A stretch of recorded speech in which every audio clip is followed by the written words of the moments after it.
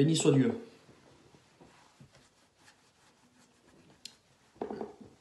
Je voudrais vous encourager, frères et sœurs,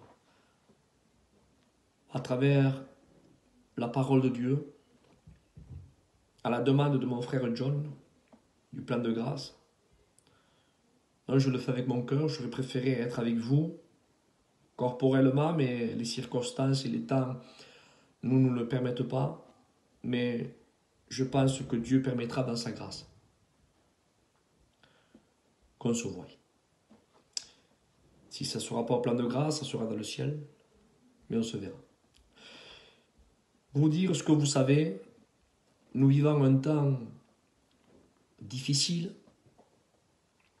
un temps d'oppression. Nous ne sommes pas habitués à expérimenter ce que nous sommes en train aujourd'hui d'expérimenter. Mais l'apôtre Saint Paul a dit dans le livre des Thessaloniciens au chapitre 4 et au verset 18, je le lis pour vous, il dit « Consolez-vous donc les uns et les autres par ces paroles. » Alors, se consoler les uns et les autres par ces paroles. Oui, mais quelles paroles? Lisez le chapitre 4 et le verset 16. Voilà ce qu'il est écrit. Car le Seigneur lui-même a un signal donné à la voix d'un archange et au son de la trompette de Dieu. Descendra du ciel et les morts en Christ ressusciteront premièrement. Ensuite, nous les vivants qui serons restés, nous serons tous ensemble enlevés avec eux, dans les nuées, à la rencontre du Seigneur dans les airs. Ainsi nous serons toujours avec le Seigneur. C'est là où le verset s'enclenche. Après, il y a le verset 18 qui s'enclenche et il dit « Consolez-vous donc les uns et les autres par ces paroles. » Frères et sœurs, je voudrais vous encourager, comme a dit Paul, encouragez-vous. Donc, consolez-vous. Donc, je le fais. Je vous encourage et je vous console. À travers, non pas mes idées personnelles, mais à travers ce que dit la Bible. Bientôt, nous rentrons chez nous. Oui, nous rentrons chez nous. Chez moi, ce n'est pas Villeneuve-sur-Lot. Ici, je suis ici temporairement. Mais mon adresse, votre adresse, n'est pas ici-bas. C'est le Maître qui a dit, vous êtes dans ce monde, mais vous ne faites plus partie de ce monde. Nos noms figurent dans le registre du ciel, dans le livre de vie. Alléluia!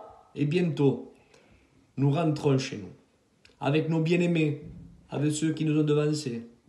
Que Dieu soit béni. La Bible dit que bientôt, il dit, encore un peu de temps et celui qui doit venir viendra. Alors nous l'attendons. Nous sommes animés par une prière. L'Église est animée par une prière. Et c'est celle-ci. Et l'Esprit et l'Épouse disent Amen. Viens, Seigneur Jésus. Nous l'attendons. Nous ne voulons pas nous préparer, mais nous sommes prêts. Car le Seigneur, Amen, peut venir d'un moment, un moment ou à l'autre. Il peut venir maintenant, il peut venir ce soir, il peut venir demain, il peut venir dans un mois, il peut venir dans un an. Je ne vais pas vous donner une date, sinon je serais un faux prophète de le faire. Mais je veux être biblique.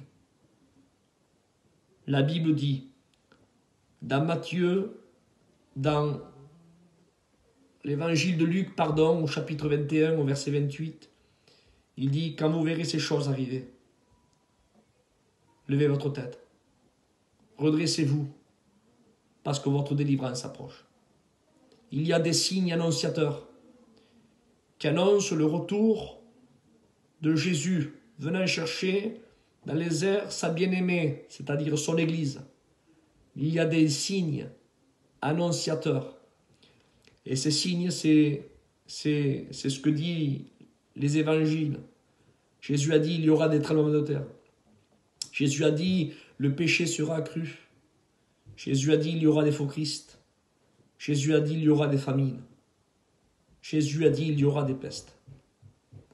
Permettez-moi de vous dire que les tremblements de terre, on a vu cette prophétie s'accomplir. Les sismographes enregistrent environ 300 tremblements de terre par an sous l'échelle de Richter. Jésus a dit, il y aura des famines. Il y a eu des milliers de personnes qui sont mortes de faim à cause, bien sûr, de ces famines. À l'heure actuelle, en 2020, il y a des personnes que leur cœur cesse de palpiter parce que leur estomac est vide. Jésus a dit, il y aura des famines. Jésus a dit, il y aura des faux Christ. Il y a eu des personnes qui disaient qu'ils étaient Jésus de Nazareth réincarné. D'autres disaient qu'ils étaient le Messie. En Corée, là-bas, Corée du Nord, un homme disait qu'il était le Christ. En Israël, un homme disait qu'il était aussi le Christ. Un retraité des postes, il a dit lui aussi, il s'est proclamé qu'il était le Christ réincarné. Mais cela ne doit pas nous choquer d'entendre ça, car nous ne sommes pas ignorants. Jésus nous a dit, Jésus nous a prévenus, Jésus nous a dit, il y aura des pestes, il y aura des faux Christ, il y aura des tremblements de terre, il y aura des famines, le péché sera accru, la terre sera remplie de la connaissance de Dieu. Permettez-moi de vous dire, une fois de plus, parce que le temps est... j'ai pas trop de temps, mais permettez-moi de vous dire encore que concernant la connaissance de la parole de Dieu dans le globe, dans les 5 continents, si on fait un voyage dans le temps, il y a 500 ans de ça, la Bible était traduite en 15 langues. Vous imaginez? En 15 langues. Aujourd'hui, en 2020, la Bible est traduite en plus de 2200 langues, sans compter les dialectes. Il y a des chaînes télévisées où l'évangile est proclamé, il y a des radios, il y a des revues. L'évangile a atteint pratiquement les endroits les plus lointains, comme les forêts amazoniennes, les Pygmées d'Afrique. Tous ces tribus, ils ont été évangélisés, ont eu connaissance du Christ, de la parole de Dieu. Et vous me direz, oui, mais comment ça se fait qu'ils sont toujours dans leur religion et en train de pratiquer ce qu'ils pratiquent? Mais, comme des gens de chez nous. Mais chez nous, il y a des personnes qui sont nées dans les réunions, et c'est pas pour cela qui suivent le Seigneur. Eh bien, ces Pygmées d'Afrique, ces forêts amazoniennes, mais certains ont donné leur cœur à Dieu, mais d'autres non. Mais tout ça pour vous dire que la terre est remplie de la connaissance du Seigneur. Alors, le Christ vient bientôt nous chercher. Soyez prêts, car le Seigneur peut venir. Il peut venir maintenant. Il peut venir dans 1 heure. Prenez garde, dit Jésus, que ce jour ne vous surprenne. Car le Seigneur viendra. La Bible dit, le Seigneur viendra comme un voleur. Il dit, mais vous. Il parle de sa bien-aimée, là, il parle de l'Église. Il dit, vous n'êtes point dans les ténèbres pour que ce jour vous surprenne. Et nous l'attendons. Alléluia, nous l'attendons. Alors, il y a des personnes qui ont peur de ce fameux virus. On respecte ce que le gouvernement nous impose. On est ici, mis en quarantaine. On est ici, on est en confinement, on ne bouge pas, on respecte. La Bible dit d'être soumis aux autorités, donc on le fait. Et c'est aussi pour notre bien. Ce n'est pas pour un mal. Mais, en réalité, qu'est-ce que le coronavirus par rapport à l'éternité? Je dis ceci pour celui qui peut-être vit l'évangile à sa façon, pas comme la Bible le dit, mais il s'est créé comme l'évangile en disant Mais ça c'est rien. Ça, Dieu le voit.